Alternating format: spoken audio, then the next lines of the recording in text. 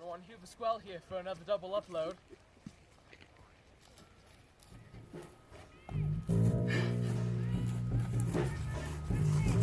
Today's book review is on a very deep piece of literature known as The Call of the Wild.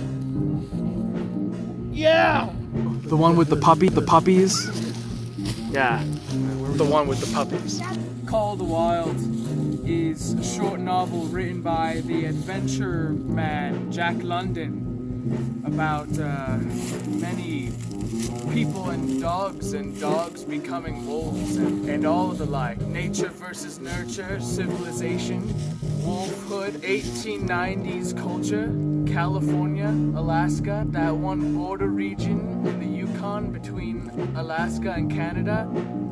What do we know? Let's find out. Alright, now we need to talk about the author. His name, Jack London. Now, Jack London, contrary to popular belief, wasn't born in London. He was born in California in like 1876 or something like that. And now, Jack London, he really liked his puppies. And he was like, oh, I'm gonna go work at a can factory and become a socialist. So he worked at a can factory.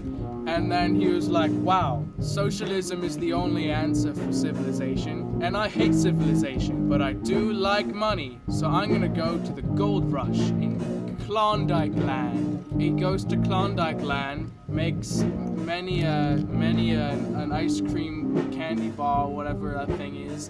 And then he finds a bunch of gold and he gets a bunch of money. And then he comes back and he's like, wow, even though I just made a lot of money, I'm still a socialist. And then he wrote some books about why civilization is trash. And then he's like, gee, I sure want to write a story from the perspective of a dog, because that's something I have a lot of proof about. So here we go, Call of the Wild. Dogs don't really like being dogs. They want to kill each other and suffer. Book. Popular book. 8th grade English class. That's where it went. That's Jack London. He died when he was 40 because he was too cool, I guess. The main character of this book is Buck.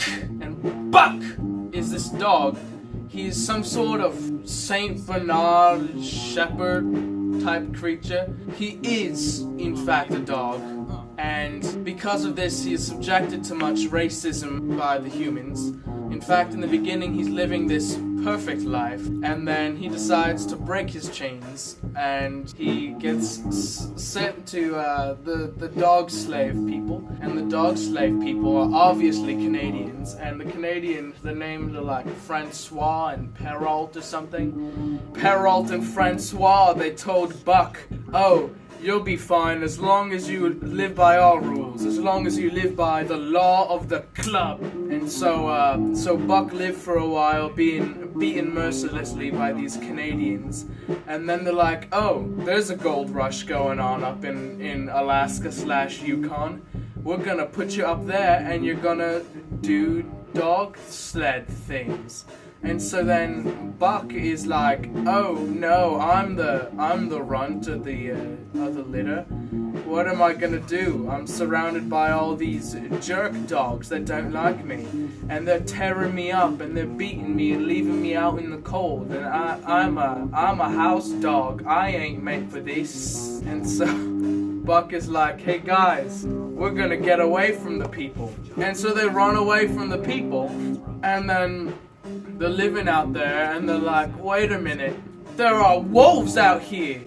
And so then the wolves, they got like the W's carved into their foreheads and all that. That is how the clock tower falls down on Alexandria. 2 children die. Carl loses his eye.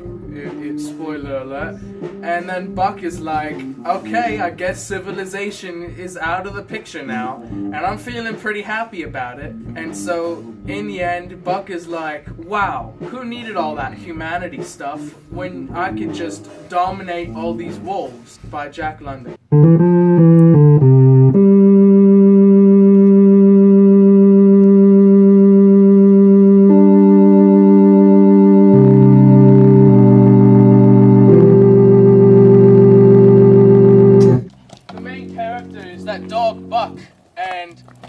he's really he's an outstanding fellow. He's a real nice guy, and of course that causes him a lot of issues when he's trying to survive out in the real world. See, look at those survivalist instincts. I don't really blame Buck for the plot because it was all about slavery, but in the end, he really could have done a better job at, I don't know, he didn't really have much character. Oh, it's kind of like Dr. Rue from The Plague. He just does stuff. It's all about conveying the message that Jack London wants to convey. Other than that, that's pretty much the whole story.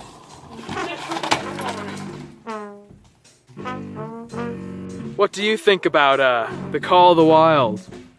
Well, that's the movie with Owen Wilson, right? And Yeah. So the book was pretty emotional. Owen Wilson, he loved his dog very much, but the dog got sick. Just like, I know, I've got a marine biologist that I know. So he took his dog to the marine biologist, and the marine biologist is all like, yeah, I can fix your dog. So he fixes the dog. But he's like, if your dog breaks again, I can't fix that anymore. So then, Owen Wilson's happy with his dog, his family's happy, but then the dog breaks, and he brings his dog to the marine biologist, like, I can't fix your dog anymore. So then the dog dies, Owen Wilson cries, and it's just sadness. Here we have an interview with a professional English teacher, a Sir Carol Cole. Now, Carol Cole, what do you think about this book? What book? I didn't read it. And of course, we need to have a quote from the book. Now, I feel like this quote is a very, very good representation of Cole the Wild. But especially, he loved to run in the dim twilight of the summer midnights, listening to the subdued and sleepy murmurs of the forest, reading signs and sounds, as a man may read a book, and seeking for the mysterious something that called, called, waking or sleeping, at all times, for him to come. Some might call it a call of the wild.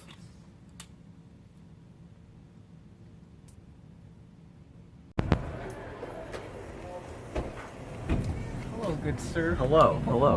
What do you think of this book here? Well, I think that it had a lot of good metaphors about the incompetency of the government, and I feel like we could really learn a lot from it. They just proved so much that the government really has no idea what the working man has going for him, and communism is the way. And what did you gain about its claims on existentialism?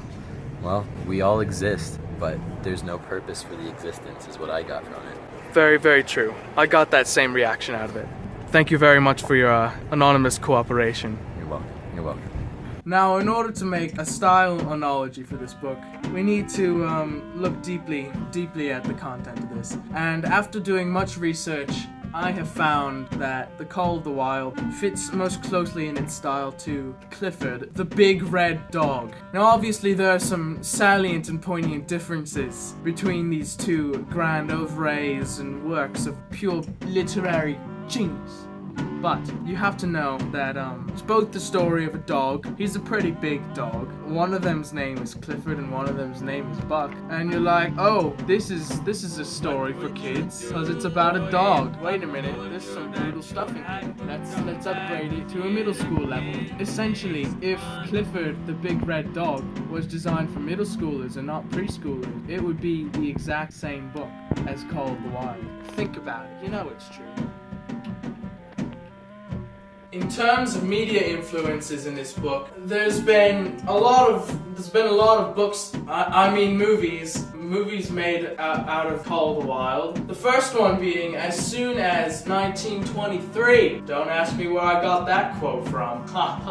But being that everyone during their school careers is forced to read Call of the Wild, I'm sure that there's been many a famous movie maker these days who has been influenced while making his media by Call of the Wild, and most likely on what not to do and what to avoid when making a movie. but I'm sure Michael Bay got a lot out of it. You look at Transformers, the Dark Side of the Moon. You look at Optimus Prime's struggle, and you're like, that is some Jack London right there.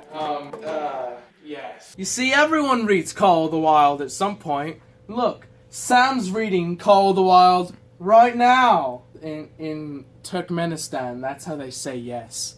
On a scale of trash to meh, I would rank this book as trash. It's there's really not much substance to it. It really gives you the impression that there's really no point to existence whatsoever. And although I agree, I would say it's still something that you ought to put on that shelf and let burn down like the Library of Alexandria. Redstone. Peace out, homies. Hacking Drake and Josh. Hey everyone, Hugh Vasquel here. I know I don't look very familiar not being in the bathrobe and all, but today we're going to be beginning our excellent book review of Let's begin. The end.